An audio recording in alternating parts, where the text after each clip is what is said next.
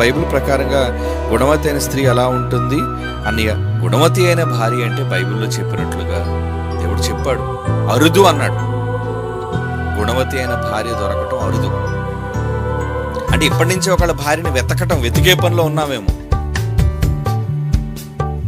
ఎవరైనా సరే వివాహం చేసుకునే ముందు అమ్మాయి కోసం చాలా జాగ్రత్తగా తెలుసుకోవాలండి.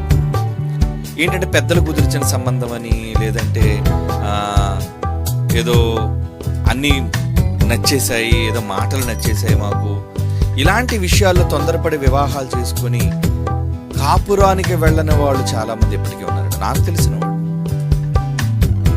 వాళ్ళు భక్తులను చెప్పుకుంటారు, మేమంతా దేవుని అనుసరిస్తామని చెప్పుకుంటారు.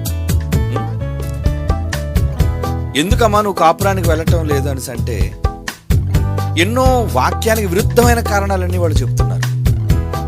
భర్త వచ్చి నిన్ను ఏలుకుంటానని చెప్పి భార్యాభర్తల మధ్య సమస్యలు అనేవి ఎప్పుడూ కూడా వివాహం తర్వాత కామన్, సహజమైనవి. చాలా మంది ముందు చూపు లేకుండా ఏదో చేసేసుకొని ఇప్పుడు నేను కాపురం చేయను అని చాలా మంది చాలా పొగరుగా ప్రవర్తిస్తున్నారు ఆడవాళ్ళు. హెచ్చరిక, ఒకవేళ మీ భర్తలకు మీరు లోబడకపోతే దేవుని దగ్గర నుంచి మీకు శిక్ష తప్పదు. ఎందుకంటే మీ పొగరు దించేస్తాడు, మీ గర్వాన్ని అణిచేస్తాడు, అందులో ఏ సందేహం లేదు. నేను వాక్య ప్రకారంగా చెప్తున్నాను సూటిగా. కనుక వెనక ముందు ఆలోచించకుండా, నీకు ఇష్టం లేకపోతే పెళ్లి కాక ముందే చెప్పాలి, నాకు ఈ అబ్బాయి నచ్చలేదు, ఈ అమ్మాయి నచ్చలేదని. అమ్మ చెప్పిందని, నాన్న చెప్పాడని, ఎవరో చెప్పారని ఆ రోజు నువ్వు మెడలు వంచి తాళి కట్టించుకుని అమ్మాయి మెడలో తాళి కట్టి తీరా వివాహం జరిగిన తర్వాత, బిడ్డలను కన్న తర్వాత నాకు నువ్వు నచ్చటం లేదు, లేదంటే నువ్వు నాకు అక్కరలేదు, నేను నీతో కాపురం చెయ్యను, ఇలా ఏ ఆడది మాట్లాడినా, ఏ మగాడు మాట్లాడినా వాళ్ళు క్రీస్తు విరోధులు ఎవరైనా. ఎందుకంటే ఒకరిని ఒకరు ఎడబాయకూడదు అని బైబిల్లో ఉందా? ఎడబాయకూడదు అనే మాట ఉందా? చదవండి ఒకసారి ఆ మాట. వివాహం జరిగిన తరువాత, దేవుడు జతపరిచిన తరువాత యేసుప్రభువు వారు చెప్పారు, హెచ్చరిక చేశారు. వివాహం జరిగిన తరువాత ఒకరిని ఒకరు ఎట్టి పరిస్థితుల్లోనూ అనుమతి నేను ఇవ్వను మీరు విడిచిపెట్టడానికి. ఎందుకంటే మిమ్మల్ని నేను కదా సృజించాను, నేనే చట్టాన్ని చేశాను. ఏంటి ఆ చట్టం? మీ ఇద్దరిని జతపరిచిన చట్టం. ఆ తర్వాత ఒకరినొకరు ఎడబాయకూడదు అనే చట్టం. మత్తయి రాసిన సువార్త 19వ అధ్యాయం 6వ వచనం. మత్తయి సువార్త 19వ అధ్యాయం 6వ వచనం. కాబట్టి వరకని ఇద్దరు కాదు, మీరు ఒకటైపోయారు. మీ దేహాలు ఒకటైపోయి, పెళ్ళంటే ఏదో మూడు వేయటం కాదు, అది కేవలం ముందు జరిగిన ప్రాసెస్. కానీ మీరు దేహాలు కలిసిపోయాయి, మీరిద్దరు ఒకటైపోయారు. మీరిద్దరు ఇక వేరు కాక ఏక శరీరముగా ఉన్నారని, దేవుడు జతపరిచిన వారిని మనుష్యుడు వేరుపరచకూడదు. ఏమండి, వివాహం జరిగిన తర్వాత ఎడబాయవచ్చా? కొరింథీయులకు రాసిన పత్రికలు ఏముంది చూడండి, 7వ అధ్యాయం. కొరింథీయులకు రాసిన మొదటి పత్రిక 7వ అధ్యాయం ముందు 2వ వచనం చదువుతున్నాం. 3వ వచనం, 2వ వచనం కూడా చదువుతాం. ఆయనను జారత్వములు జరుగుచున్నందున, ఊరి నుండి ఇప్పుడు అలాంటి పరిస్థితులే, జారత్వములు జరుగుచున్నందున ప్రతి వానికి సొంత భార్య, అలాగే ప్రతి స్త్రీకి సొంత భర్త ఉండవలెను. భార్య భర్తకును, అలాగునే భర్త భార్యకును వారి వారి ధర్మము అంటే నువ్వు తాళి కట్టిన తర్వాత భర్తకు సహకారిగా ఉండాలన్నది నీ ధర్మం. నీళ్ళు మెడలో తాళి కట్టిన తర్వాత నిన్ను ఏలుకోవాలి, నీకు పుట్టిన బిడ్డలను చూచుకోవాలి అన్నది భర్త ధర్మం. నీ పైన, నీ దేహం పైన ఆయనకి అధికారం, ఆయన దేహం పైన నీకు అధికారం దేవుడు ఇచ్చాడు. ఎలా వదిలేస్తారు? మీ ధర్మాలు నడపరా? ఈరోజు చాలా మంది వివాహాలు చేసుకుని కాపురాలు చేయకుండా పుట్టింటి దగ్గర ఆడవాళ్ళు, ఏమండి పుట్టింటి దగ్గర మగవాళ్ళు ఇలా వేరువేరుగా ఉంటున్నారు. ఏం బైబిల్ని గౌరవించినట్లు వీళ్ళు? చెప్పండి. బైబిల్ను గౌరవించని ఎవరిని సరే మీరు గౌరవించకండి, వాళ్ళు చాలా దూరంగా ఉంచండి. ఎందుకంటే ఇలాంటి వాళ్ళతో మీరు సాంగత్యం పెట్టుకుంటే మీరు కూడా నాశనానికి వెళ్ళిపోతారు. చాలా దూరంగా ఉండండి ఇలాంటి వాళ్ళకి, ఎందుకంటే వాళ్ళ జబ్బు వాళ్ళకు కూడా అంటుకుంటుంది. ఏమంటున్నాడండి? భర్త భార్యకును అలాగనే భార్య భర్తకును వారి వారి ధర్మములు నడుపవలెను అని చెప్పి 10వ వచనం. మరియు పెండ్లైన వాడు నేను కాదు ప్రభు ఆజ్ఞాపించినది ఏమనగా, ఏమండి, యేసు ప్రభు ఆజ్ఞ చెబుతున్నాడు. This is a command, order. Yesu ప్రభు వారు కమాండ్ చేస్తున్నారు. ఏమని కమాండ్ చేస్తున్నారు ఆయన? భార్య భర్తను ఎడబాయకూడదు. ఏమండి, ఎడబాయకూడదు, వదలకూడదు. ఎడబాసిని ఎడల పెండ్లి చేసుకోకుండా ఉండాలి. లేదా తన భర్తతో సమాధాన పడాలి. భర్త తన భార్యను పరిత్యజించకూడదు.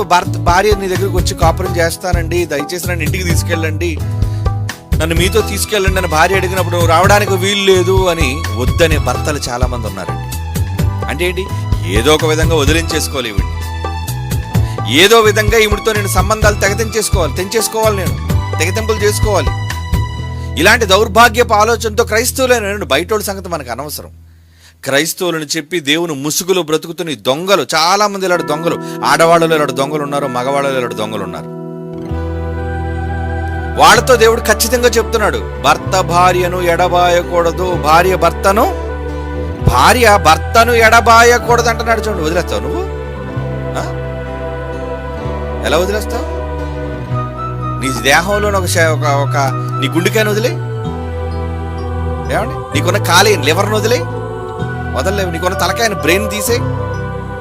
ఏకదేహం కదా ఇద్దరు, ఎలా వదిలేయగలరు మీరు? ఎంత కాఠిన్యం, ఎంత మూర్ఖులు మీరు!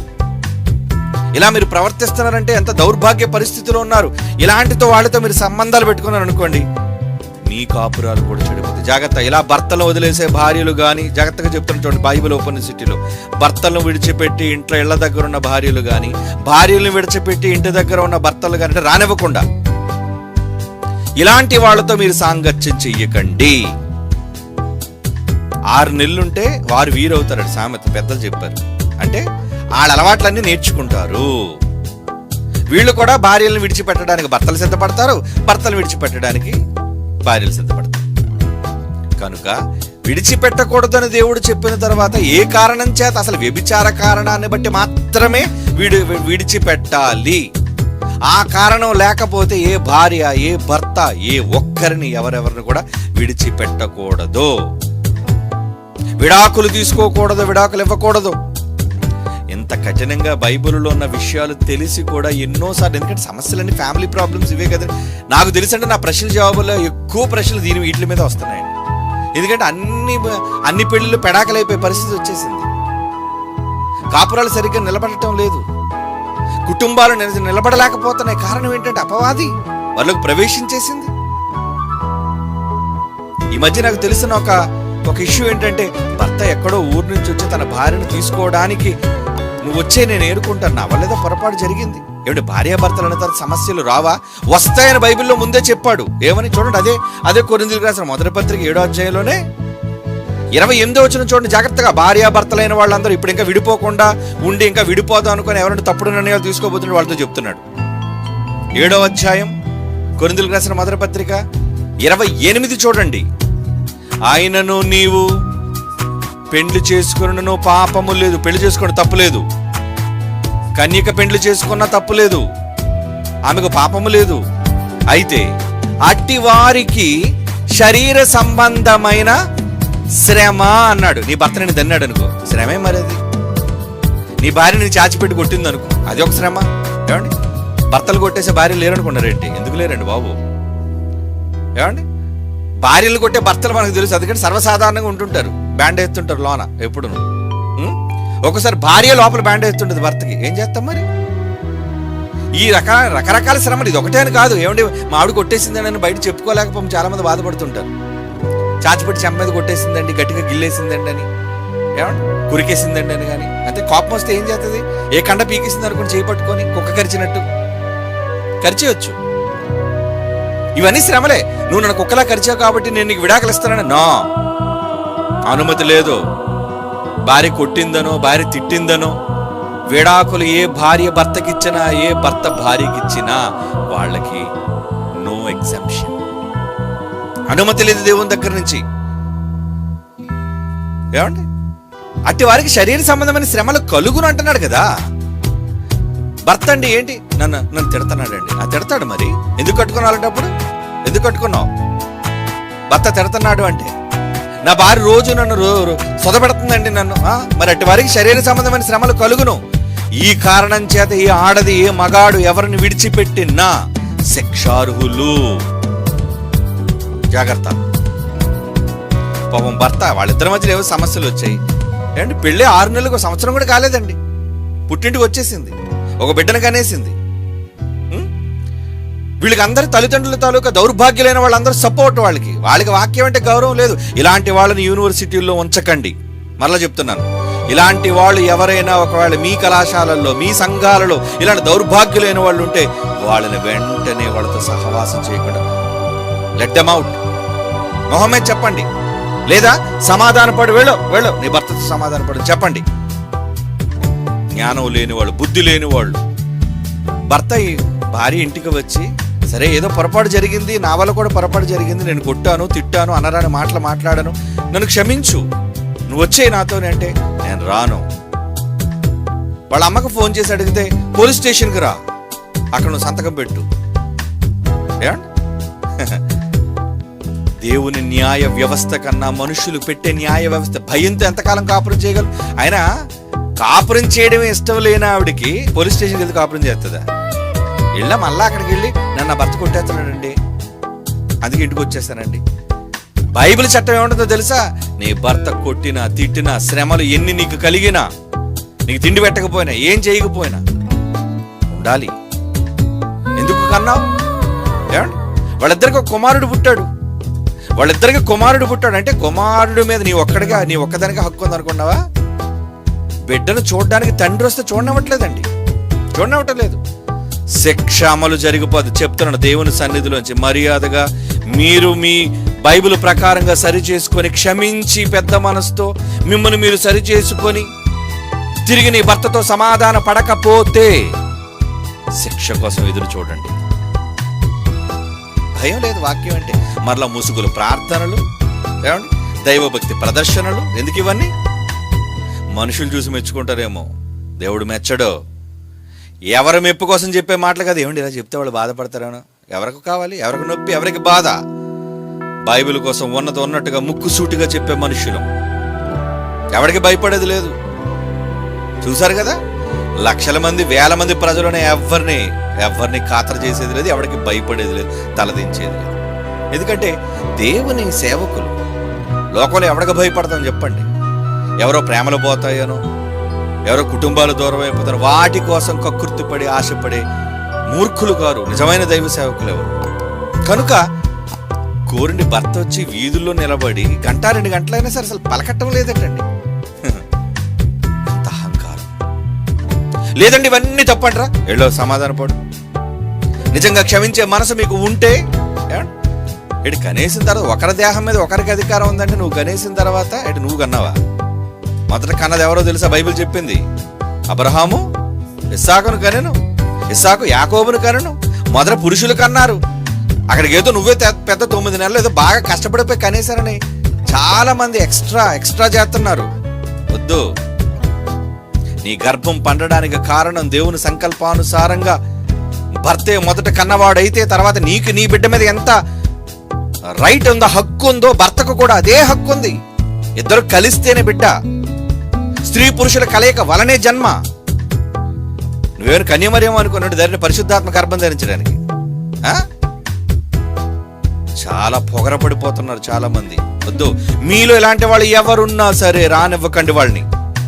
బైబిల్ ఓపెన్ యూనివర్సిటీ తరపున చెప్తాను, రానివ్వకండి ఇలాంటి వాళ్ళని. కనుక అంటే అలాంటి వాళ్ళు కాకుండా అంటే ఇదంతా ఎందుకు జరిగిందంటే ముందు చూసుకోరు. పెళ్లి సందడి, సంబరం, భోజనాల సంబరం, పెళ్లి సంబరం, మనుషులు చూసి ఒకరినొకరు పలకరింపు సంబరం. చెప్పారు కదా, తర్వాత కాట్లకొక్కళ్ళ వీధుల్లో కొట్టుకున్నట్టు ఎంత అసభ్యకరంగా ఉంది. అప్పుడు వాళ్ళందరికీ పెళ్లి వీడియో చూపించారు. చూడు ఎలా నవ్వుతున్నావు సిగ్గులేని మొఖంతో. అప్పగింతలు మరలా దేనికి? ఆహా నాయన, నా కూతురు నీ చేతిలో పెడతాను. పెట్టావు కదా, మరలెందుకు వచ్చావు? మరలా పెట్టావు. మరి ఇప్పుడు ఏ కారణం చేత? నేను పంపను, నా బిడ్డను ప్రపంచంలో నేను ఒక్కరితో మాత్రమే కన్నాను. నా బిడ్డను నేను ఎవరికి ఏదో పంపను. దేవుని పిల్లలారా, చాలా జాగ్రత్త. బైబిల్ పేరు చెప్పుకొని ఇలాంటి దౌర్భాగ్యులైన వాళ్ళు, నీచులైన వాళ్ళు, బైబిల్ని అవమానించే వాళ్ళు, దేవుని మాటను గౌరవించని వాళ్ళు, క్షమలేని వాళ్ళు ప్రేమను గురించి మాట్లాడే హక్కు మరల మీకు లేదు. అన్ని మాట్లాడుకుంటారు, పెళ్ళిళ్ళ కోసం మాట్లాడుకుంటారు, భోజనాల కోసం మాట్లాడుకుంటారు, నవ్వుతూ ఫోటోలు తీయించుకుంటారు. అప్పుడు ఒక సంవత్సరంలో తేడా వచ్చేసిందా? నువ్వు ఉన్నావు కాబట్టి ఇంటికి వచ్చిన నువ్వు చచ్చి కాటికి పోతే ఎక్కడికి పోతారు? దేవుడు తలుచుకుంటే ఎవరినైనా లేపేస్తాడు, పరిస్థితులు తారుమారు చేస్తాడు. అంతవరకు మనం తెచ్చుకోకూడదు. కనుక ముందు చూసుకోవాలి, గుణవత కాదా, వీళ్ళ తాలూకా బ్యాక్గ్రౌండ్ ఏంటి, హిస్టరీ ఏంటి, ఎలాంటి వాళ్ళు, వాకప్ చేయండి కాస్త ఇంటి దగ్గర. ఎందుకంత తొందర? ఇలా చిగేలు మనకు కనబడేసరికి టకేలు మన తాళి కట్టడానికి ఎందుకు సిద్ధపడిపోతున్నారు? జీవితాంతం చచ్చినంత వరకు వాళ్ళతో కాపురం చేయవలసిన వాళ్ళు మీరు. భార్యలే గాని, భర్తలే గాని, స్త్రీలే గాని, పురుషులే గాని, వెనక ముందు ఆలోచించకుండా ఎత్తులో ఉన్నాడు, రంగులో ఉన్నాడు, అందంగా ఉంది, ఛాయ్తో ఉంది, ఇలాంటి వాటిని చూసి మోసపోకండి. జాగ్రత్తగా వాళ్ళ తాలూకా బ్యాక్గ్రౌండ్ హిస్టరీ ఒకసారి చూడండి. ఒక చర్చిలో ఉంటే ఆ చర్చిలో ఎలా ఉండేది అమ్మాయి, ఎలాంటి బ్యాక్ హిస్టరీ తనకుంది అబ్బాయి, ఎలాంటి వాడు, వీడికేం దురలవాట్లు ఉన్నాయా, ఎక్కడైనా వీడు ఏమంటే తప్పుడు నడతలు వీడికి ఏమైనా ఉన్నాయా చూడండి. టైం తీసుకోండి. పెళ్లి చేసుకోవడానికి ఆత్రపడే మీరు అంతకన్నా స్పీడ్గా విడిపోవడానికి సిద్ధపడిపోతున్నారు ఈరోజు. అలా విడిపోయి దేవుని దృష్టిలో మీరు నేరస్తులు కాక ముందే ఇక మీదట పెళ్లి చేసుకునేవాడు. ఎప్పుడు మనోడికి 20 సంవత్సరాల నుంచి ఎప్పుడు గుణవంతమైన భార్య కోసం ఎదుగుతున్నాడు చూడండి. కనుక బైబిల్ ప్రకారంగా చాలా జాగ్రత్తగా పెళ్లి కావలసిన వాళ్ళందరూ కూడా జాగ్రత్తగా నిర్ణయాలు తీసుకొని అమ్మాయి అబ్బాయిల గురించి తెలుసుకోండి. మీ ముందు నటించే నటన నమ్మకండి. అందరూ ఏమంటే స్త్రీ ముసుగేసుకోవాలి, అది కానీ అందరూ ముసుగేసేస్తారు. ముసుగు నీ తప్పును కప్పిపుచ్చుకోవడానికి ఉండకూడదు. ముసుగు దేవుని దగ్గర నీ గౌరవం, దేవుని దగ్గర నీ విధేయత, యాక్టింగ్ లో కాదు, వేషధారణలో కాదు, నిజంగా నువ్వు అలా ఉండు. సహనం, ఓర్పు. సహజంగా స్త్రీలంటే పురుషుల కన్నా వాళ్ళకి ఎక్కువ ఓర్పు కలిగిన వాళ్ళండి. ఎందుకంటే బిడ్డలను సాకడంలో, బిడ్డలను పెంచడంలో, ఏమంటే భర్త ఎన్ని అన్నా ఎంతో మంది జీవితాలు నేను చూశానండి. నిజంగా రోజు భర్త తాగి తన్ని బయటికి లాగుతున్నా అండి. ఏమన్నారండి పాపం, అలా ఏం చేస్తారు, తాళి కట్టించుకున్నానండి, ఏం చేస్తారండి అని లోబడే భార్యలు ఎంతో మంది ఉన్నారండి. అలా లోబడిన వారు దేవునిలోనికి వచ్చిన తర్వాత తమ భర్తలను మార్చుకున్న వాళ్ళు నాకు తెలిసారు. నిన్న కాక మన పెళ్ళి భక్తి లేదు, జ్ఞానం లేదు, సబ్జెక్టు లేదు, ఏమీ తెలియకుండా భర్తలు విడిచిపెట్టేయడం, భార్యలు విడిచిపెట్టేయడం. లోకాన్ని ట్రెండ్ని ఫాలో అవుతున్నారా? మండిపోతారు. ట్రెండ్ని ఫాలో అవుతే వద్దు. లోక సంబంధమైన వాటిని ఫాలో అవ్వకండి. ఒకరినొకరు వద్దు అనుకుంటారంటే ఇంకేవో రహస్యమైనవి ఏవో ఉన్నాయన్నమాట. జాగ్రత్త. అవన్నీ దేవుడు వెలుగులోనికి తీసుకొస్తాడు. ఏ కారణం చేత వద్దు అనుకుంటున్నారు? కనుక బైబిల్ ప్రకారంగా గుణవతి అయిన భార్య ఎలా ఉంటాది అంటే సామెతలు అన్నాడండి, బైబిల్లో చెప్పాడు. చూడండి, మీరు ఎంచుకునే ముందు ఎలాంటి వాళ్ళని మీరు ఎంపిక చేసుకోవాలనేది దేవుడు చెప్పాడు. సామెతల గ్రంథం 31వ అధ్యాయం 10వ వచనం చూడండి. సామెతల గ్రంథం 31వ అధ్యాయం 10వ వచనం. గుణవతి అయిన భార్య అట దొరకడం చాలా అరుదట. అరుదు రేర్ అన్నాడంతే. అట్టిది ముత్యము కంటే అమూల్యమైనది. అబ్బా, ముత్యమే మామూలుగా విలువైనది అయితే అండి, సముద్ర గర్భం నుంచి వచ్చేది. ఆమె పెనిమిటి ఆమె యందు నమ్మికయుంచును. నమ్ముతాడటండి.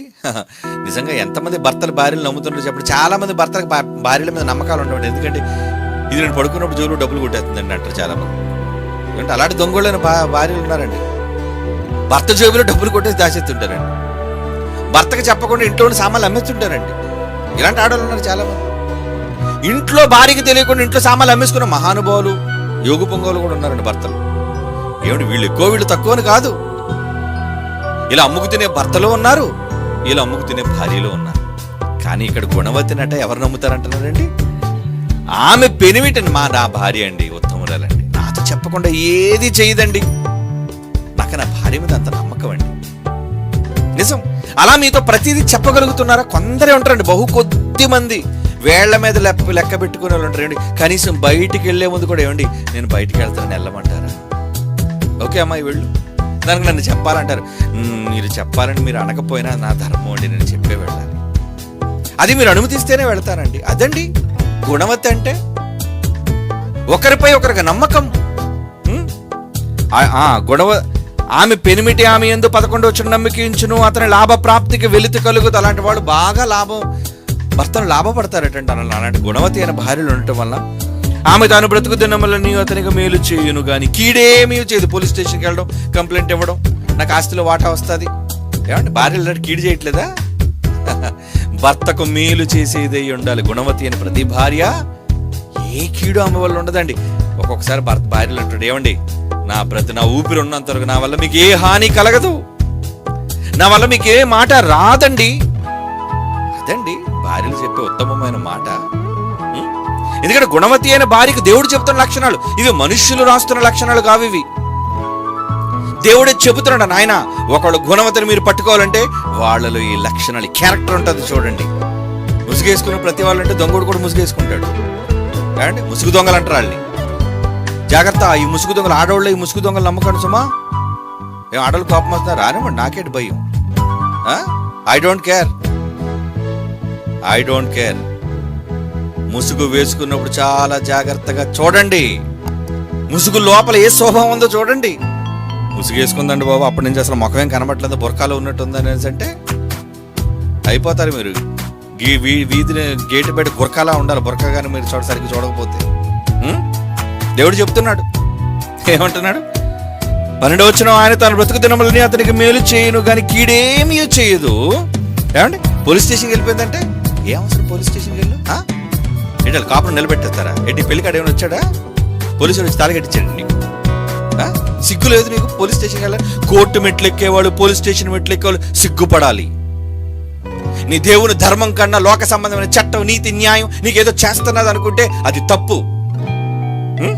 13వ వచనం, ఆమె గొర్రెబొచ్చును అవిసనారును వెతుకుచూ తన చేతులారా వాటితో పనిచేయును. ఏమంట?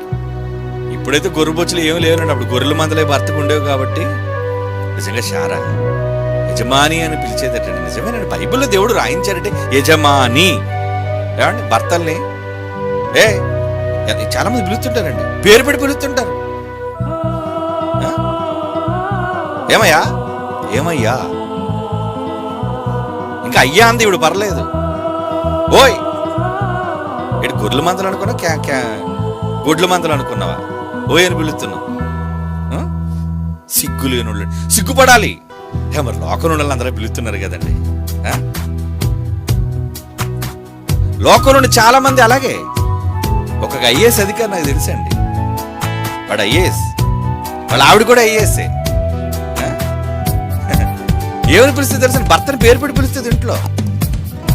చాలా మంది ఈ దౌర్భాగ్యమైన అలవాటు అదేదో గొప్ప అనుకుంటున్నారు. క్రైస్తవులే, మరలా క్రైస్తవులు. లోకంలో ఎవరో పిలిచారంటే వదిలేయండి, జ్ఞానం లేదు. నీ భర్తను నువ్వు పేరు పెట్టి పిలుస్తావా? గౌరవం. యజమాని. ఏమండి యజమాని అని పిలిచేదటండి శారా.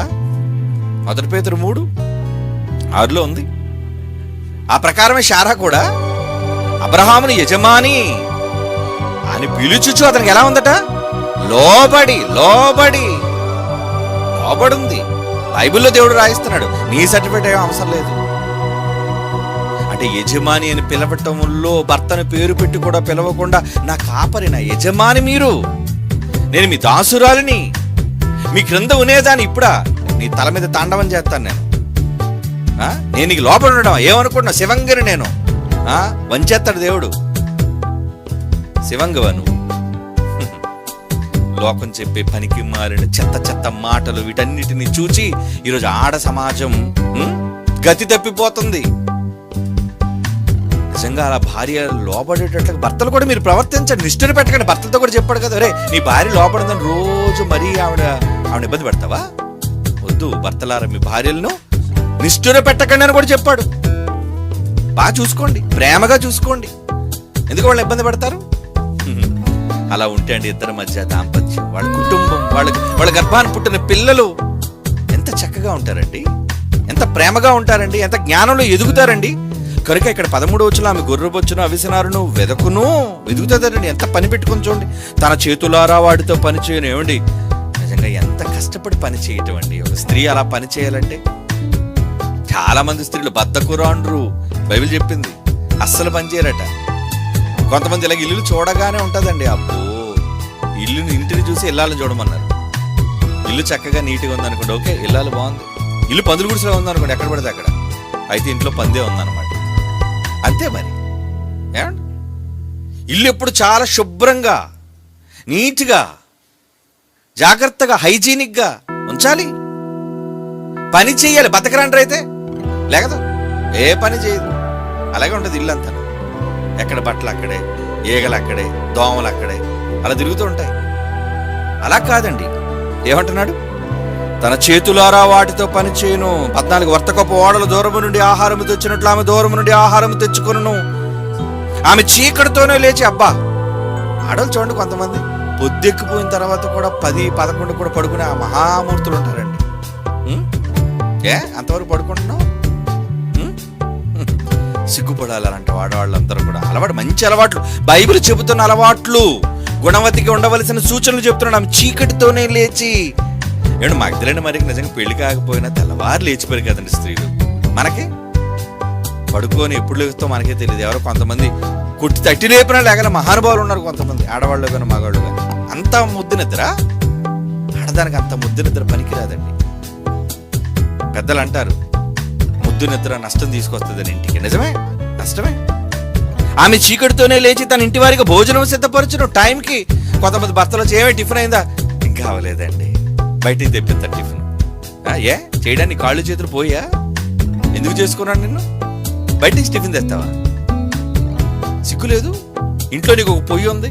భర్త అయితే వాడికి పొయ్యి వెలిగించడం రాదు, వాడికి వంట చేసుకోవడం రాదు. నిన్నెందుకు చేసుకున్నాడు? వంట చేయటం రావాలి. పర్లేదండి, మనకి రెస్టారెంట్, జొమాటో, స్విగ్గీ ఆర్డర్ పెడితే చాలా ఇంటికి వచ్చేది. ఆడు లేనిపోని చెమటంతా కలిపేసి దుమ్ము దూరుతూ చేసి ఇచ్చేది. తిను బాగా, దాన్ని రోగం తెచ్చుకుంది. కానీ ఇంటిలో పరిశుభ్రంగా నువ్వు ఆహారాన్ని వండగలగాలి. ఆమె చీకటితోనే లేచి తన ఇంటి వారికి ఒక్కడికే కాదు, కొంతమంది భర్త ఒక్కడికే చేయడానికి ఆపసాపాలు పడిపోతుంటాడు. అమ్మ బాబు కష్టపడిపోతున్నాడు ఒక్కడికి భోజనం వండడానికి. ఇంటి వారికి అత్త ఉంటుంది, మా ఉంటుంది, బంధువులు రావచ్చు, ఎంతమంది అయినా ఉండొచ్చు ఇంట్లో, పెద్ద పెద్ద ఇళ్లలో. పూర్వకాలంలో పల్లెల్లో చూసేవాళ్ళు ఇలాంటి ఆడవాళ్ళు. తన పనికెత్తలకు బద్దెము ఏర్పరచును, జీతాన్ని కూడా అంటే ఎంత హౌస్ కీపింగ్, ఎంత హౌస్ అంత జాగ్రత్తగా అడ్మినిస్ట్రేషన్ చూసారు. హౌస్ అడ్మినిస్ట్రేషన్ ఇంటి బాధ్యత. భర్త చెప్పనవసరం లేదు, ఎవరెవరికి ఇవ్వాల్సిన వాటన్నిటినీ కూడా ఆమె బద్దెము జీతాన్ని సిద్ధపరుస్తుందటండి. ఆమె పొలమును చూచి దాన్ని తీసుకొను, తాము కూడబెట్టిన ద్రవ్యం పెట్టి ద్రాక్ష తోట ఒకటి నాటించును. అంటే భర్తకు సహకరించడం కోసం ఎంత చక్కగా ఆమె, ఏమండి, అగ్రికల్చర్ మీద ఐడియా ఉందంటే ఇదంతా ఆ కాలంలో కాబట్టి అండి. భర్త ఇంటికి సహాయం చేయటానికి ఆమె తీసుకునే పనులు చూడండి. 17వ వచనం, ఆమె నడికట్టి చేత నడుము బలపరుచుకుని చేతులతో బలముగా పని చేయను. అంటే ఆవిడ పని చేసిందంటే చాలా స్ట్రాంగ్గా, స్టాండర్డ్గా ఉంటుంది. అంతేగాని పనుడు పందిరైతే పిచ్చుకలు పీకిసినట్టు ఉండకూడదు, ఎలా పెడితే అలా పడిపోయినట్టు ఉండకూడదు. బలముగా పని చేయను. 18, తన వ్యాపార లాభం అనుభవం చేత తెలుసుకును. రాత్రి వేళ ఆమె దీపం ఆరిపోదు. వ్యాపారం అటండి, వ్యాపార లాభం అనుభవం చేత అంటే ఏదో బయటికి వెళ్ళిపోయి వ్యాపారం చేస్తాను, ఇంటి దగ్గరుండే వ్యాపారం చేసుకుంటుంది. 4 రాళ్ళు తీసుకొచ్చి భర్తకి సంపాదించి పెడుతుంది. రాత్రి వేళ దీపం ఆరిపోదు. ఆమె పంట చేత పట్టుకును, తన వేళ్లతో కదురు పట్టుకుని వడుకును. దీనులను తన చేయి చాపును, దరిద్రులకు తన చేతులు చాపును. తన ఇంటి వారికి చలి తగులునని భయపడదు. ఆమె ఇంటి వారందరూ రక్తవర్ణ వస్త్రములు ధరించిన వారు. ఆమె పరుపులను సిద్ధపరచుకును. ఆమె బట్టలు సన్న నారబట్టలు, రక్త వస్త్రములు. ఆమె పెనిమిడి దేశములు పెద్దలతో కూడా కూర్చుండును. గవని యొద్ద పేరు గనవాడి ఉండును. అబ్బా, ఆమె నారబట్టలు నేయించి అమ్మును. నడికట్లను వర్తకులకు అమ్మును. బలమును ఘనత ఆమెకు వస్త్రములట, బలము ఘనత. ఆమె రాబో కాలం విషయమే నిర్భయముగా ఉండును. ఫ్యూచర్ కోసం ఎంత ఆలోచన. జ్ఞానము కలిగి తన నోరును తెరుచును. ఎవరు పడితే అలాగా ఎవరు కొంపలు ముంచేయడానికి మాట్లాడదు. ఏమండి, ముసలమ్మ ముచ్చట్లు, ఇంటింటా తిరుగులాడదు. జ్ఞానము కలిగి తన నోరును తెరుచును. కృపగల ఉపదేశం ఆమె బోధించును. వాక్యం తెలిసిందట. ఒక్క వాక్యం తెలిసింటే సరిపోదు, మిగతా లక్షణాలు ఉండాలి. చాలా మంది అంటే, అబ్బా మా ఆవిడికి చాలా మంచి వాక్యం వచ్చండి. వాక్యం ఒకటి వస్తే కుదరదు. ఈ ముందు లక్షణాలు ఎవరికి ఇచ్చేస్తాం? అవన్నీ ఉండాలా, వాటిలో ఇది ఒకటి. జ్ఞానము కలగ తన నోరు తెరచును, కృపగల ఉపదేశం ఆమె బోధించును. ఆమె తన ఇంటి వారి నడతలను బాగుగా కనిపెట్టి పని చేయకుండా ఆమె భోజనం చేయదు. అందుకని చాలా మంది ఆడవాళ్ళు చూసారండి, ముందు ఆలే వండుకొని ఆలే ప్లేట్లు పండించుకొని తినేస్తారండి. భర్త కొందరు చూడరు, వేడివేడిగా ముందు నేను తినేయాలి, అవసరమైతే ఆయన ఎప్పుడు వస్తారో అప్పుడు చూడొచ్చులే. ఎంత మంచిదండి. తన ఇంటి వారి నడతలను బాగా కనిపెట్టును, పని చెయ్యకుండా ఆమె భోజనం చేయదు. పని చేసి భోజనం చేస్తుందండి. కొంతమంది ముందు తినేస్తారు, ఆ తర్వాత ఏం పని చేస్తారు, పడుకుంది బద్దకస్తులు. ఆమె కుమారుడు లేచి ఆమెను ధన్యురా. అబ్బా అబ్బా అబ్బా, వండర్ఫుల్ అండి, మా అమ్మ ఎంత గొప్పదని, గుణవత్తండి మా అమ్మ. నీ కూతుర్లు నీ కొడుకులు నిన్ను చూచి అనాలి, మా అమ్మ ఎంత మంచిది, ఉత్తమరాలండి. డాన్సర్ గారు పాట కట్టారు కదా, గుణవతి అనాలట నీ పిల్లలు. నీ పిల్లలు లేచి నిన్ను అనాలి, మా అమ్మ ఎంత మంచిది, క్యారెక్టర్ కలిగిన అమ్మ. అంతేగాని మా నాన్న ఎలా గెలిపారండి, ఫోన్లు మాట్లాడుతున్నారు, దొంగది. ఇలాంటి ఆడలు చాలా మంది ఉన్నారండి. భర్తలు అమాయకంగా బయటకు వెళ్ళిపోతారు, అంతేనండి. వాట్సాప్ టక టక టక టక టక టక చాటింగ్ అండి. ఏం చేస్తున్నావు, ఎవరితో సంబంధం, స్నేహితుల, ఎవడాడు, ఏం పని ఆడుతో. ఇలాంటి దౌర్భాగ్యాలు చాలా మంది ఉన్నారు. అందుకే వాళ్ళు కాపురాలు కూలిపోతున్నాయి. ఎందుకు భర్తను వద్దంటున్నావు? జాగ్రత్త, ఇలాంటి ప్రమాదకరమైన వాళ్ళు ఉంటారు. ఆమె కుమారులు లేచి ఆమె ధన్యురాలందరూ. చాలా మంది కుమార్తెలు పతివ్రతా ధర్మమును అనుసరించి ఉన్నారు, కానీ వారందరినీ నీవు మించిన దానం. అబ్బా, పతివ్రతలోనే నెంబర్ 1 పతివ్రత అండి. పతివ్రత ధర్మమును అనుసరించి ఉన్నారు అట వాళ్ళు, కానీ వారందరినీ నీవు మించిన దాను. ఆమె పెనిమిటి, ఆమె పొగుడు, నీ ఎంత మంచిదాను తల్లి. నాకు నిజంగా హిందువులు అంటారండి, కార్యేషు దాసి కరుణేషు మంత్రి, ఏమండి భోజ్యేషు మాత సైనేశ్వరమ్మ అంటారు కదా. అంటే ఎన్ని బాధ్యతలు ఒక భార్య చేస్తుంది. ఒక తల్లిలా అన్నం పెడుతుంది, ఏమంటే ఒక రంభలా కోరిక తీరుస్తుంది, ఏమండి ఆకలి తీర్చేది, దాసిగా పని చేసేది, ఏమండి మంత్రిగా ఇంటిని ఏలేది. నిజమే, అలాంటి ఉత్తములైన స్త్రీలు. ఇవన్నీ చూడాలి నువ్వు, ఎలాంటిదో కాదు. ఇవన్నీ ఏం చూడకుండా ఫోటోలు అదిరిపోయిందండి బాబు, అంతా కూడా చాలా సూపర్లో ఉంది. అంత మేకప్ అది, అదంతా కూడా ఆర్టిఫిషియల్ నవ్వు, ఆర్టిఫిషియల్ భక్తి. అది చూసినావు కానీ పడ్డావా అంతే, నువ్వు గోతులో పడినట్టుగా నువ్వు లేవు. కనుక దేవుడు బైబిల్లో ఎన్ని మంచి చెప్పాడు చూడండి. ఇంకా చాలా ఉండండి బైబిల్లో, టైం లేదు కదా, టైం అయిపోయింది. ఓకే, ఇలాంటి లక్షణాలు కలిగిన వాళ్లను గుణవతులుగా దేవుడు అందుకే అరుదన్నాడు. ఇలాంటి వాళ్ళు మరి వెతిక పట్టుకోండి, టైం తీసుకోండి. ఈరోజు అనుకోవడం రేపు పెళ్లి అయిపోయింది, ఇన్స్టెంట్ పెళ్లి అంతే, ఇన్స్టెంట్ విడాకులు. ఇలా పెళ్లి చేసుకోవడం, అలా టపక్ మన పిల్లలు పడాడు, కొడు గుడ్లు పెట్టాడు, గుడ్డు పెట్టాడు, ఆ తర్వాత 2 పత్రాలు, విడాకుల పత్రాలు, కోర్టు. సిగ్గు లేదు పోలీస్ స్టేషన్కి వెళ్ళడానికి, కోర్టుకి వెళ్ళడానికి, విడాకులు తీసుకోవడానికి. అలాంటి పెళ్లి చేసుకోకుండా ఉండు. నీ కర్మ ఏదో నువ్వు అనుభవించే, నీ చావు ఏదో నువ్వు చదువు. ఇంకొకటి చేసుకోవడం ఎందుకు, అని ముంచేయడం ఎందుకు, ఇంకొక ఆమెను పెళ్లి చేసుకోవడం ఎందుకు, దాన్ని బ్రతుకుని పాడు చేయడం ఎందుకు. ఇలాంటి వాటన్నిటిలో శ్రద్ధ లేకుండా తీసుకునే తప్పుడు నిర్ణయాలు మీ బ్రతుకుకి శాపంగా మారిపోతాయి.